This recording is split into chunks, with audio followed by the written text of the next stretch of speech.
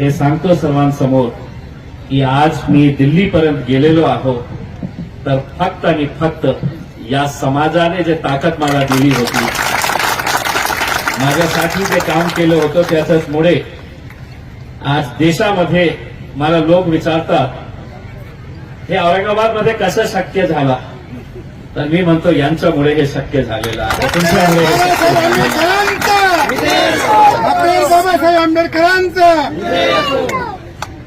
मैं सबसे पहले तो आदरणीय भंते जी से माफी इसलिए मांगता हूं कि भंते जी दिल्ली में लोकसभा का अधिवेशन चल रहा है लेकिन नहीं भी चल रहा है, क्योंकि बुला तो रहे हैं वहां पे लेकिन कुछ चर्चा नहीं होने दे रहे हैं, कोई चीज के ऊपर बातचीत करने की इजाजत नहीं है, क्योंकि कहीं ना कहीं अब हमें यह एहसास हो रहा है भंते जी इस देश के अंदर लोकशाही खत्म हो रही है और एक हुकुमशाही का दौर हम देख रहे हैं कि हमने कह दिया है, सरकार ने कह दिया है तो बस वही बात सही है, और सरकार ने बोल दिया है तो आंखें बंद करके सर झुका के हमारा काम है कि हम इसे स्वीकार करें। लेकिन उस सरकार को ये नहीं मालूम है कि आपके मानने वाले लोग आप इसे मनवा सकते हैं, लेकिन मैं डॉक्टर बाबा साहब अम्बेडकर के संविधान को मानने वाला हूं, तो मुझे लड़ने की प्रेरणा मिलती है। जिस बाबा साहब ने हमको संगठित होकर संघर्ष करने का हमें एक सीख दी है, उसी सीख को हम ले जाकर हर रोज वहां पर लड़ते हैं और एक एहसास दिलाते हैं सरकारों को इस मुल्क में पिछले 75 सालों से जो कुछ भी अच्छा हुआ है, आज अलग बात है कि जो भी चीज अच्छी होती है उसका पूरा क्रेडिट मोदी जी कहते हैं कि मेरी वजह से हो रहा है, लेकिन मैं ये मानकर चलता हूं इस देश में 75 सालों के अंदर अगर जो कुछ भी अच्छा हुआ है तो वो संविधान की ताकत की वजह से अच्छा हुआ है, जिसने हम सबको एक मुट्ठी में बांध कर रखा हुआ है। लेकिन आज आप देख रहे हैं कि सिर्फ कुछ बोलने के ऊपर आज सदस्यता रद्द कर दी जा रही है। हमारे वैचारिक मतभेद, हमारे राजनीतिक मतभेद हो सकते हैं और होना भी चाहिए, लोकतंत्र की यही खूबसूरती है, लेकिन अगर कोई ये कहता है कि नीरव मोदी जिसने करोड़ों रुपए का घोटाला किया है, ललित मोदी जिसने करोड़ों रुपए का घोटाला किया है, ये मोदी नाम के ही लोग ऐसे क्यों होते हैं? अगर ये राहुल गांधी ने कहा है तो हम भी इस बात की सहमति है हमारी भी, कोई गलत बात नहीं कही है, लेकिन आज संविधान की, कायदे की, कानून की धज्जियां उड़ाकर एक दिन के अंदर फैसला आता है और उस फैसले को अमल में लाते हुए फौरन लाखों लोगों ने जिसे सदस्य बनाकर लोकसभा के अंदर भेजा है उसकी सदस्यता रद्द कर दी जाती है, 6 साल के लिए वो चुनाव लड़ नहीं सकता है, तो कहीं ना कहीं हम सबको इसके ऊपर सोचने की जरूरत है। क्या इस तरह की भाषा क्या सिर्फ एक राजनीतिक पक्ष के नेता ने कहा है? क्या ये सही बात नहीं है कि उसी लोकसभा के अंदर रहने वाली साध्वी प्रज्ञा सिंह ने भरी सभा के अंदर ये कहा है, उन्होंने लोगों से, अपने मानने वालों से ये कहा है कि घर के अंदर हथियार रखो, छुरे चाकू रखो, क्योंकि तुम्हें इस्तेमाल करने का ये मौका आने वाला है। उनका एक मंत्री कहता है कि देश के गद्दारों को गोली मारो सालों को,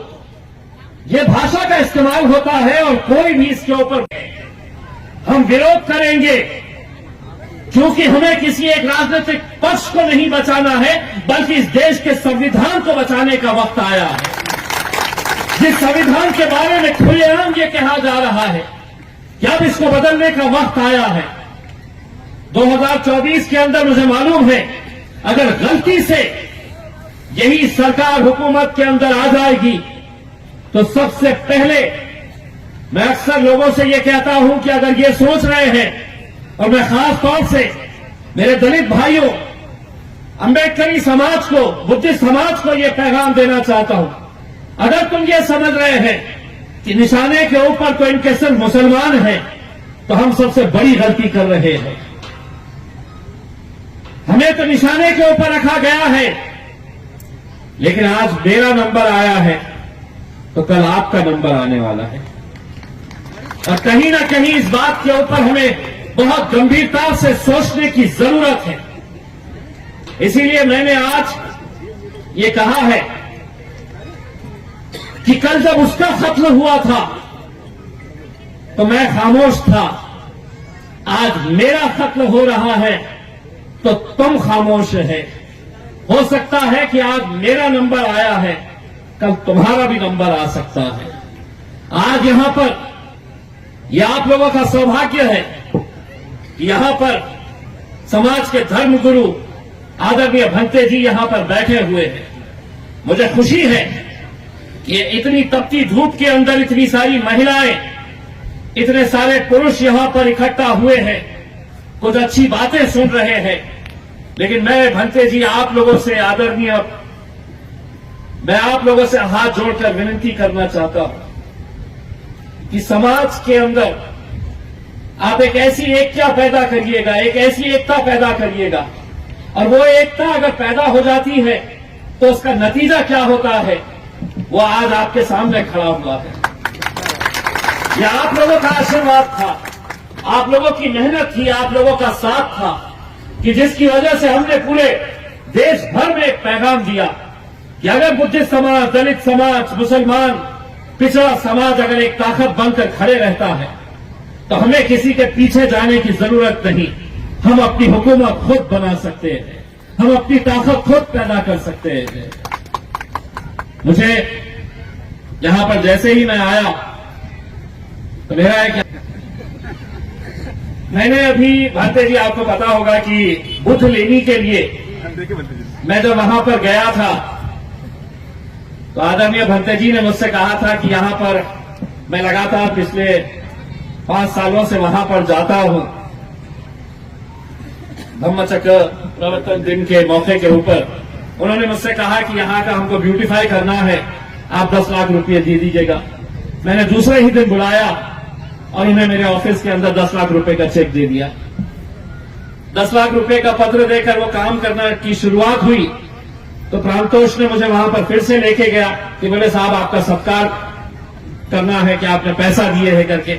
और धीरे से भंते जी के कान में बोल दिया कि 10 लाख नहीं और 10 लाख मांगिए। मैंने उसी वक्त उसी जगह के ऊपर इसलिए किया कि मैं 5 साल से वहां पर जा रहा हूं और पूरे महाराष्ट्र से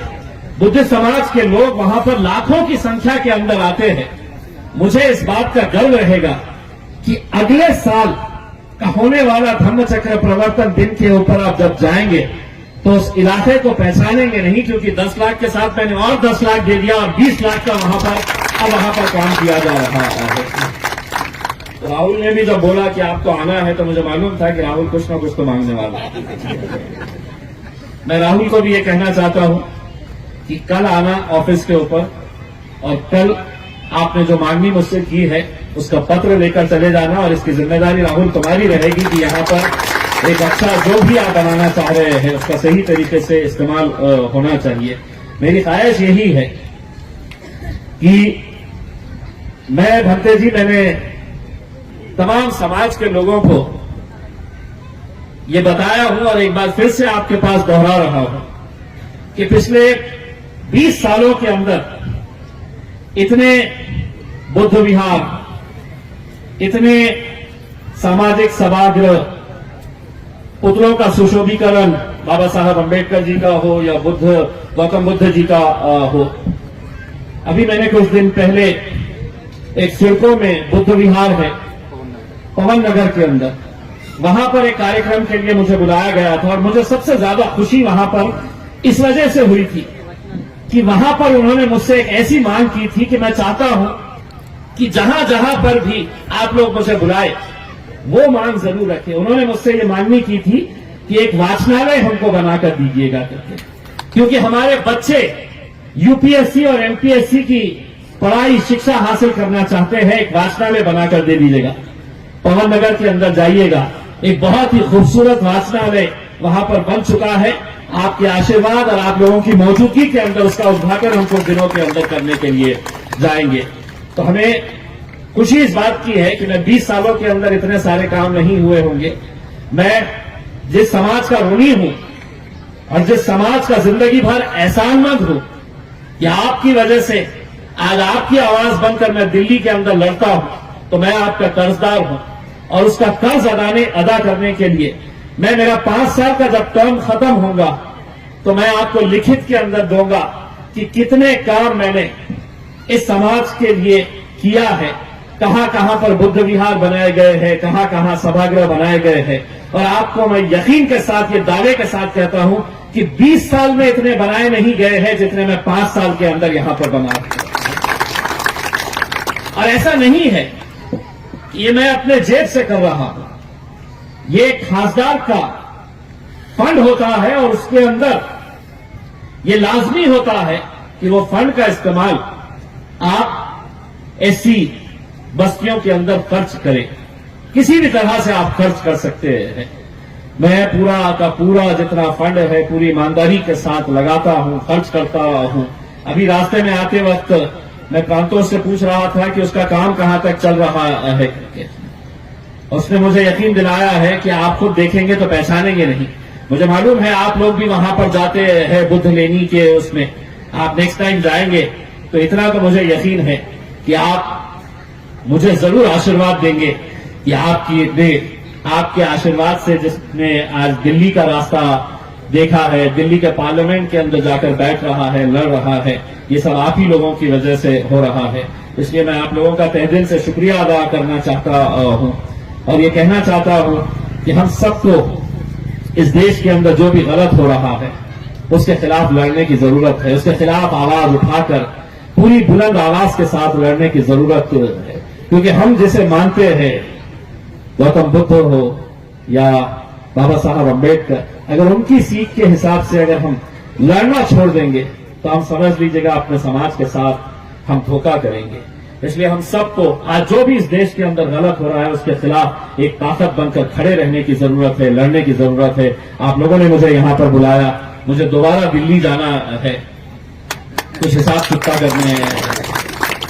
वहां पर भी आपकी आवाज लेकर जानी है, लड़ना है। इसीलिए मैं आप लोगों का तहे दिल से शुक्रिया अदा करता हूं। आदरणीय भंते जी, आपने मुझे यहां पर बुलाकर जो मुझे सम्मान दिया है, आप लोगों का आशीर्वाद हमेशा मेरे साथ रहा है और मैं उम्मीद करता हूं आगे भी इसी तरह का आशीर्वाद, आपका प्यार मेरे साथ